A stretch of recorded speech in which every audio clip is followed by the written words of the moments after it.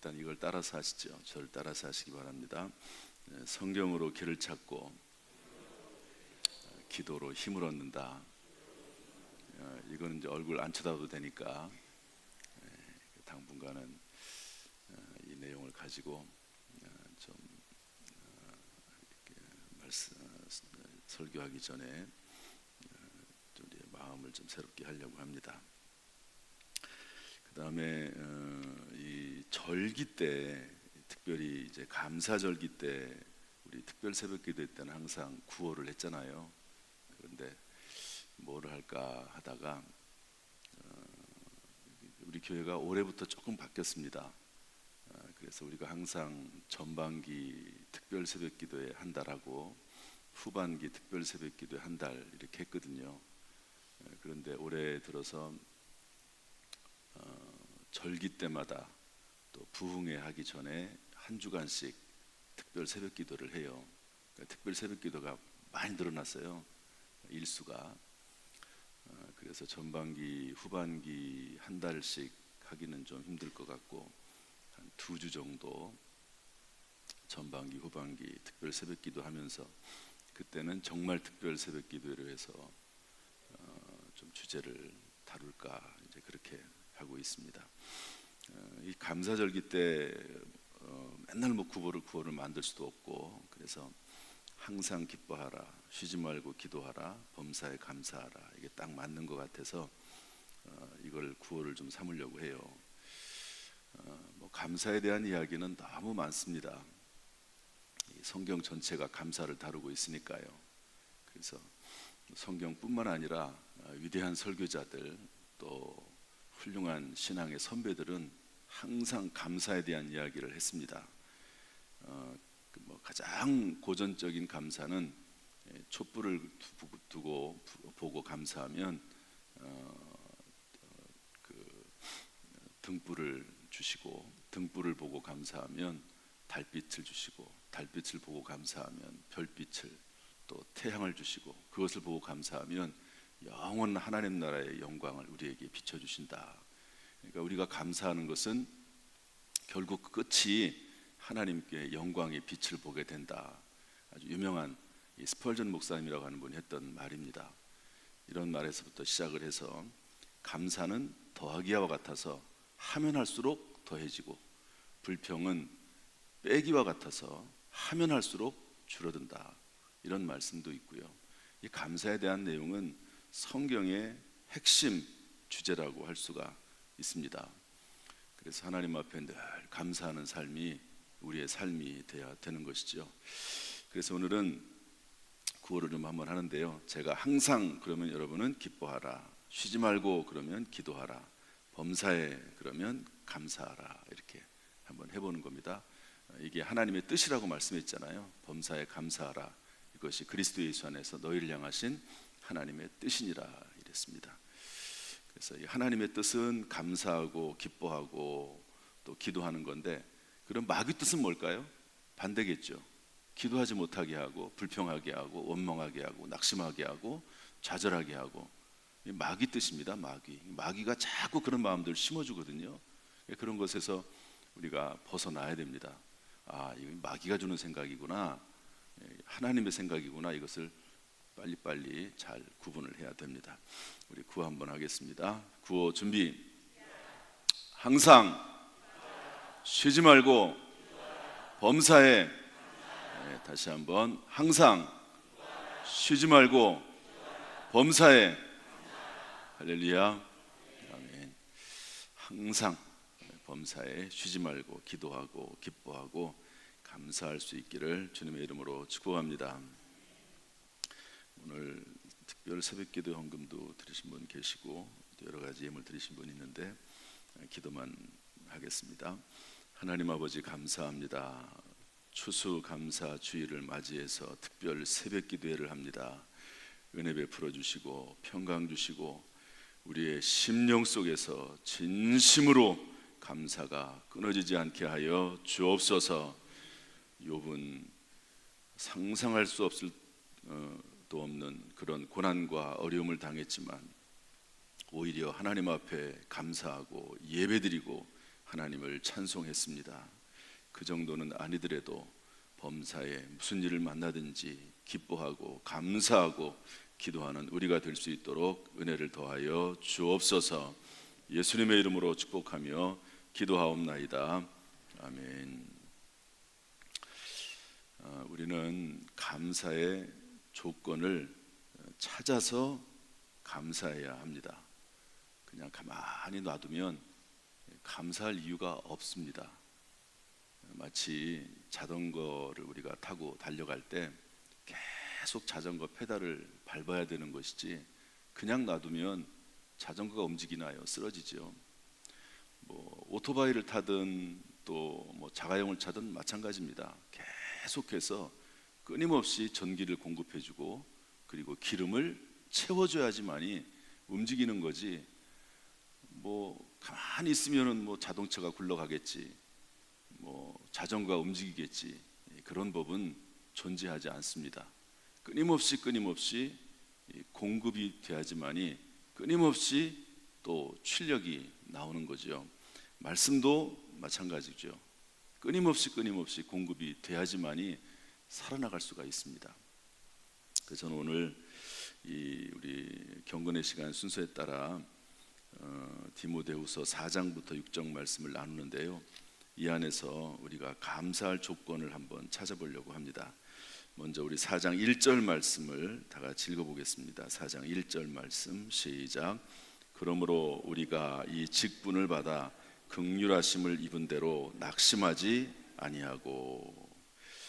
저는 이 말씀 고린도후서 4장부터 6장 말씀을 쭉 읽으면서 감사할 조건이 뭐가 있을까, 무엇을 감사할까 하다가 이 말씀이 제일 먼저 들어왔습니다. 특별히 여기 보면 그러므로 우리가 이 직분을 받아, 이 직분 받은 것이 감사의 조건이다, 감사할 내용이다, 이런 마음이 저에게 들어왔어요. 여러분들은 직분 받은 것이 감사라고 생각이 되십니까? 내가 목사의 직분을 받고 또 전도사의 직분을 받고 장로, 권사, 안수집사, 또 집사의 직분을 받고 셀 리더의 직분을 받고 또 교사의 직분을 받고 또 그 외에도 여러 많은 또 위원회 팀장, 또 남녀전도 회장, 이런 것들이 다 직분입니다. 하나님 주신 거룩한 직분이죠. 이 직분을 받은 것에 대해서 감사하고 있는가, 진정으로 감사가 되는가 하는 거죠. 오늘 이제 특별 새벽 기도회를 한다고 해서 아마 이제 교육자들도 연락을 하고 제가 또 광고도 했을 겁니다. 그러면 이제 오늘 위원회 주간 특송이니까 또 오늘 또 찬양 인도도 해야 되잖아요. 찬양 인도하는 것도 하나님이 주신 직분이고 사명이거든요. 평소에 잘 안 나오다가 갑자기 또 나오려면 이게 쉽지 않아요. 목사님은 왜 도대체 특별 새벽 기도에 이렇게 많이 열어놔가지고 우리를 이렇게 괴롭히나, 목사님도 힘들 텐데 조금씩 쉬어가면서 하지, 이런 마음도 있지만 한편으로는요, 직분이 없으면 누가 새벽 기도 나오라고 합니까? 직분이 없으면, 제가 목사의 직분이 아니면 새벽 기도를 이렇게 빠지지 않고 나오겠습니까? 목사의 직분이 아니면 성경 말씀을 계속 연구하겠습니까? 직분이 있으니까 억지로라도 하는 겁니다. 억지로라도. 힘들어도 하는 것이고 피곤해도 하는 것이죠. 가만히 놔두면 점점 퇴보하게 되어 있습니다. 세상은 얼마나 빨리 움직입니까? 그런데 거기에 따라가지 못하면 퇴보하는 거거든요. 영적인 것도 마찬가지입니다. 가만히 놔두면 퇴보하는 겁니다. 특별 새벽 기도라고 해서 이제 특송을 한다고 연락을 하면 이제 제가 얼마 후에 후반기 특별 새벽 기도를 2주간 할 겁니다. 2주간이래 봤자 딱 열흘이죠. 열흘. 이번 특별 새벽 기도회는 특별하게 하려고 그래요. 그래서 지금까지는 문자만 띄웠는데 이제는 문자만 띄우는 게 아니라 우리 교육자들에게 일일이 다 전화하라고 했습니다. 뭐 특별 새벽기도에 만약 특송 담당이다 그러면 문자 띄우지 말고 한 명 한 명 다 전화하라고 그렇게 하고, 뭐 셀에서 하면 셀 리더들에게 전화하고 셀원들에게도 다 전화하고, 그리고 셀 리더가 또 셀원들에게 이중으로 전화해서 그야말로 한 해를 마감하면서 하나님 앞에 간절히 기도함으로 마감을 하자, 이렇게 하려고 합니다. 제가 이런 생각을 안 했었는데 이번에 부흥회를 하는데 그런 말씀을 하시더라고요. 또 그리고 제가 신길교회 다녀오고 또 전주바울교회 설교 다녀왔거든요. 그런데요, 그 큰 교회들이 그렇게 하더라고요. 제가 그걸 보고 듣고 깜짝 놀랐어요. 큰 교회들은 그냥 가만히 놔두면 잘 굴러가겠지 그런 줄 알았더니요, 그게 아닙니다. 다 전화해요, 교육자들이. 그리고 셀 리더들이 셀원들에게 문자 띄우는 게 아니고 다 전화합니다. 그래서 특별하게 새벽기도 하는데 다 나와라, 그렇게 연락을 하는 거죠. 성도들이 일반적으로 이렇게 예배 드리고 그럴 때 물론 성장하는 것도 있습니다. 제자 훈련을 통해서 우리 교회에서는 어떻게 하다 보니까 잘 안 되는데 제자 훈련을 통해서도 많이 변화가 됩니다. 제가 이제 제자 훈련을 많이 할 때는 한 3년 정도 저랑 같이 공부를 하면 10년 이상, 20년 이상 신앙생활을 했던 것처럼 그렇게 삶이 변화가 되고 그런 것을 많이 보게 됐습니다. 그런데 또 하나 정말 크게 많이 변화가 되는 게 있거든요. 그게 뭐냐면 부흥회입니다. 이 부흥회에 참석을 해서 은혜 받고 성령을 체험하고 죄를 회개하고 이런 경우가 정말 많거든요. 그래서 그런 부흥회를 열어놨는데 참석을 안 하면 아무런 의미가 없어요. 참석을 안 하면. 부흥회는 정말 중요한 교회의 큰 뭐 행사라기보다도 영적인 놀라운 어떤 그런 교회의 일정이거든요. 그런데 참석을 안 해요. 참석을. 무슨 필요가 있습니까 그게? 억지로라도 참석을 해서 은혜 받게 하고 말씀을 듣고 깨닫게 하고, 그래야지 영혼이 살아나고 인생이 살아나고 기도하게 되고 하나님이 은혜를 베풀어 주고 그렇게 하는데, 이 부흥회하고 전반기 후반기에 있는 이 새벽기도의 두 번은 정말 성도들이, 저도 기도로 준비하고 철저히 말씀 준비하고 해서 뭔가 큰 변화의 계기가 되게 해야 되겠다 하는 그런 생각을 갖는 거지요. 그런데 이런 일을 할 때 누구에게 먼저 연락을 하겠습니까? 장로님들 나오시라고. 장로님들이 모범이 돼야 되지 않겠습니까? 권사님들, 안수집사님들 모범이 돼야 되지 않겠습니까? 내년에는 안수집사님들을 몇 분 세우려고 합니다. 그런데 죄송한 말씀이지만 우리 교회 안수집사님들 중에서 새벽기도 나오는 분이 몇 분 있습니까? 우리 교회 안수집사님들 중에서 수요예배 금요기도 나오는 분이 몇 분 있습니까? 봉사를 제대로 하는 분이 몇 분 있습니까? 제가 마음이 뭐 착하다기보다도 이게 강제로 한다고 되는 게 아니거든요. 그러니까 제가 그냥 가만히 놔둡니다. 그런데 그렇게 해서는 안 되겠다 가 요즘 들고 있어요. 그런 마음이 많이 듭니다. 이제 우리 교회 장로님들 교회가 어려울 때 얼마나 많이 수고했습니까? 제가 오늘 보니까요, 교회가 정말 어려울 때 힘을 썼던, 그리고 헌신하고 희생했던 장로님들이 다 나와 계세요. 그 어려울 때 시간을 들이고 물질을 들이고 연세가 많으시지만, 그런데 이분들을 이어서 뒤를 이어서 우리 교회를 이끌어갈 장로님들이 나와야 되는데 지금 이 상태로는요 안 됩니다. 그리고 그것이 안 되는 책임은 누구한테 있냐면 담임 목사에게 있습니다.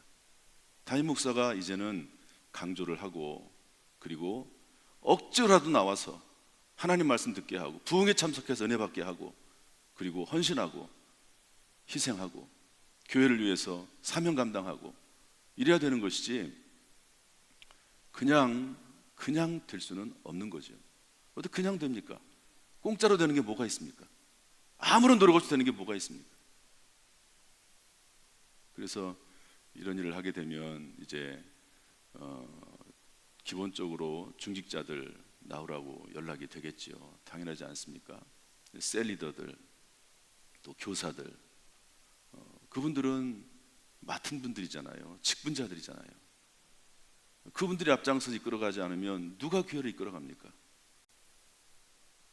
그런데 그것이 불편한 일이냐, 그것이 우리를 정말 힘들게 하는 일이냐, 그것이 우리에게 어려운 일이냐, 아니면 그 일로 인해서 나에게 큰 문제가 생기는 일이냐, 고통스러운 일이냐, 그게 아니고 그것은 나에게 복이 된다. 하나님 나에게 직분을 주셨고 그 직분을 감당하도록, 여러분 그런 직분을 맡았으니까 교회에서 나오라고 하는 것이고 기도하라고 하는 거고 그렇게 강조하고 이끌어주는 거지, 그런 일을 안 맡았으면, 직분을 안 맡았으면 누가 뭐라고 합니까? 새신자들, 교회에 뭐 주일날만 겨우겨우 나오는 사람들, 이런 성도들, 그런 성도들에게 누가 뭐라고 합니까? 안 나온다고 뭐라고 하는 사람이 누가 있습니까? 뭐라고 안 해요. 교회만 나오는 것도 고맙죠. 감사하죠. 그런데 교회 중직자들, 특별히 교회를 이끌어갈 핵심 멤버들, 이런 분들이 누군가는 희생하고 앞장서고 헌신하고 이래야지만이 교회가 하나님의 뜻을 이뤄나가는 것이지, 그냥 가만히 놔두면 되는 것이 없습니다. 그래서 제가 70주년을 맞이하기도 하고, 저도 이제 호적으로는 2년 늦게 되긴 하지만 이제 만 60이 넘었습니다. 제가 목회할 날이 얼마나 남았겠습니까? 이런 말씀해서 뭐 죄송하긴 하지만, 어르신들이 훨씬 더 많으니까 죄송하긴 하지만, 이제 목회자는 정년이 70살이거든요. 70살에서 65살 정도까지는 활동적으로 하겠죠. 얼마 남지 않았습니다. 제가 해야 될 일, 가장 중요한 일이 뭘까? 교회의 차세대 리더를 키워놓는 거, 이거 아닐까요?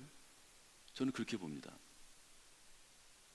그런데 제가 볼 때는요, 지금 오늘 여기서 나와서 이렇게 찬송했던 장로님들과 같이 할 분이 없다고 저는 봅니다. 죄송하지만 없습니다. 몇몇 분이 계신다고 제가 보고 있지만 또 그분들을 또 잘 이렇게 세워드려야 되겠죠. 그렇지만 너무 부족하고 약해요. 우리 당진에 있는 어떤 교회들은 보면은 장로님들이 새벽에 차량 운행하시거든요. 안수 집사님들이 차량 운행하십니다. 왜냐하면 교육자들이 다 할 수 있는 게 아니니까. 그런 분들 여러 가지 면에서, 그래서 우리 교회에서 안수 집사님들 새벽기도 차량 운행하라, 일주일 내내 할 수 없으니까 일주일에 한 번만 해라, 그것도 하다가 흐지부지 중단되고 못하겠다고 하니까, 그러면 또 저는 마음이 좋은지 어쩐지 모르지만 그러시라고. 그런데 이제는 안 됩니다. 이제는 그렇게 하면 안 됩니다. 왜냐하면 누군가는 우리 교회를 계속 이어서 성도들 이끌어가고 또 교회가 계속해서 하나님의 사명을 감당하도록 누군가는 지도자들이 세워져야 되기 때문에 그렇습니다. 그런 면에서 4장 1절 보면, 그러므로 우리가 이 직분을 받아, 이렇게 되어 있습니다. 직분 받은 것, 직분을 왜 줬을까요? 여러분, 명예를 위해 직분을 줬을까요? 목사의 직분, 장로의 직분, 안수집사의 직분. 직분 받으면 사회적으로, 요즘은요 교회에서 장로, 권사, 안수집사의 직분을 받으면요 사회에서도 나름대로 뭐 그냥 괜찮은 직분인 것 같아요. 그러라고 직분을 줄까요? 그러지 않습니다. 교사의 직분, 셀리더의 직분, 그것도 하나님께서 사명으로 주셨고 직분으로 주셨는데 사명 감당하라고 주신 거죠. 여기 4장 1절 보면 이렇게 되어 있습니다. 우리가 이 직분을 받아 긍휼하심을 입은 대로 낙심하지 아니하고, 이렇게 되어 있습니다. 직분 받아서 사명 감당하는 게 어렵다는 거예요. 제가 가끔 이런 말을 합니다. 힘드니까 사명이다. 한번 따라합시다. 힘드니까 사명이다. 힘드니까 사명이지. 힘 하나도 안 들이는데 무슨 사명입니까 그게? 누구나 다 할 수 있는 일을 하고 있는데 그게 무슨 사명입니까? 힘들어도 감당하는 게 사명이죠. 그러지 않습니까? 부모의 사명 감당하는 게 얼마나 힘듭니까? 그러니까 사명이죠. 그러니까 부모 일을 하는 거죠. 나는 부모 일을 하는 게 힘들어 못하겠어. 그러는 부모가 세상에 어디 있습니까? 힘들어도 감당하는 거죠. 힘드니까 사명입니다. 힘들어도 낙심하지 말고 사명을 감당하라고 말씀을 하고 있는 것이죠. 여러분, 수고하는 것도 고생하는 것도 이 땅에서 뿐입니다. 천국 가면, 하나님 나라 올라가면 수고할 필요도 없고 수고하라고 하지도 않습니다. 이 땅에서 우리가 사는 생애가 얼마나 남아 있겠습니까? 이야기만 하고 마치겠습니다. 어떤 여전도에서 나이가 많아가지고 올해는 내년부터는 여전도에 사는 청소를 안 했으면 좋겠습니다 그러더라고요. 그래서 제가 그 말 듣고 생각해 보겠습니다. 그런데 제 마음에서 이런 마음이 들어요. 우리 교회는 80세가 되면 남전도도 그렇고 여전도 그렇고 다 빠집니다. 남전도에 소속이 안 되고 여전도에 소속이 안 됩니다. 다 빠져요. 그러면 우리 교회에서 우리가 일할 수 있는 나이는 몇 살까지냐면 80세, 79세까지입니다. 79세까지 딱 되면 그 다음은 일도 안 시켜요. 그러면 우리가 일할 수 있는 시간이 79세까지밖에 없습니다. 하나님 일을 할 수 있는 시간이 공식적으로. 일을 안 시켜요. 부탁을 안 해요. 제 마음속에 우리가 일할 수 있는 시간이 얼마나 남았다고 그리고 이제 그 기관에서 일을 안 하면 젊은 기관, 가장 나이 어린 기관에서도 일을 안 할 수 있습니다. 그럼 뭐라고 얘기를 합니까? 그러면 또 다른 기관들이 더 일을 더 많이 해야 되잖아요. 한 번 더. 그런 거 저런 걸 떠나서 하나님 앞에 일할 수 있는 시간이 그렇게 많지 않습니다. 얼마나 더 일을 더 하겠습니까? 직분을 감당하는 것도요, 얼마 남지 않았어요. 얼마 남지 않았습니다. 끝까지 충성하다가 녹슬어서, 이런 유명한 말이 있잖아요. 내가 녹슬어서 내 인생을 마감하는 게 아니라 달아 없어져서 내가 내 사명을 끝까지 감당해서 그렇게 일하는 게 낫지 않습니까? 그런 마음을 가져야지. 어떻게 하면 일을 안 할까? 어떻게 하면 쉴까?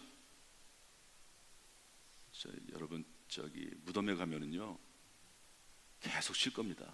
무덤에 가면 일을 시키지도 않아요. 무덤에 가면 일할 수 있는 시간이 많지 않습니다.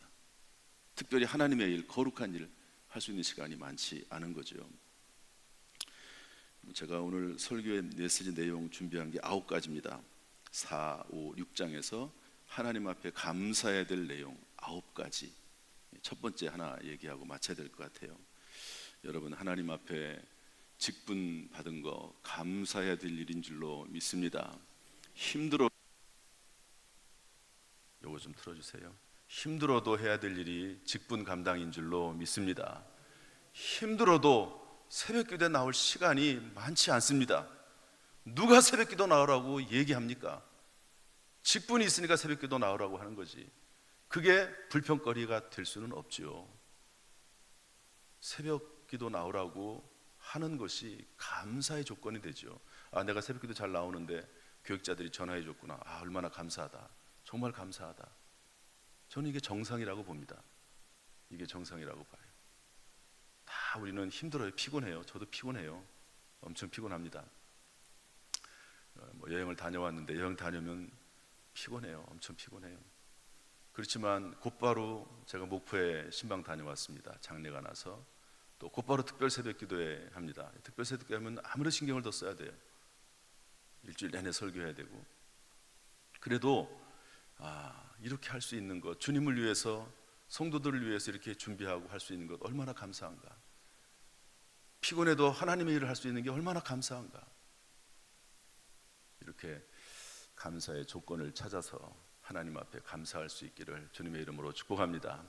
감사할 때마다 더 감사의 조건들 하나님께서 허락하실 줄로 믿습니다. 이런 은혜가 충만하시기를 주님의 이름으로 축원합니다. 기도하겠습니다. 우리 가슴에 손을 얹고 기도하겠습니다. 하나님 아버지, 은혜 베풀어 주시고 평강